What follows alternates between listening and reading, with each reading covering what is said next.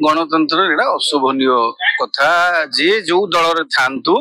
निर्वाचित प्रतिनिधि लोकों द्वारा निर्वाचित सरकार भी आमर लोकों सरकार तो लोकों सरकार रे थिबा प्रतिनिधि विधायक अन्य जने निर्वाचित लोक प्रतिनिधि को लोकों द्वारा निर्वाचित प्रतिनिधि को ऊपर आक्रमण करवा से भी जने महिला हाँ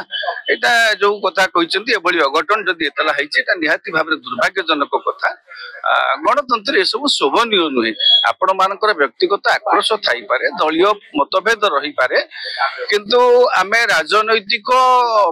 प्रतिशोध परायणता कारण अन्य कौन कारण जन महिला असदा माने खराब व्यवहार करवा हाथाहाथी परिस्थिति सृष्टि करवा एटा आदौ शोभनीय नुहे। प्रत्येक दलर कर्मी और नेता से जनता हूँ बीजेडी हूँ कांग्रेस हूँ बीजेपी हूँ सबु दलर नेता माने संयमता आचरण करने दरकार गणतंत्र एभली अस्थिरता सृष्टि करवा देखो विजु बाबू को मुंड को काटिकी फिंगिदेले से पूर्व गंडगोल होता महांगा धीरे धीरे अशांत होची अशांत वातावरण को केमिति शांत करहब गोटे से शांति कमिटी गठन करके राज्य सरकार निहाती भाव में से परिस्थितिर गोटे नियंत्रण को आणतु एभली जदि दिनु दिन व्यापीब एटा गोटे अप्रीतिकर परिस्थिति आगु गोटे फिल्म खराब वार्ता दब।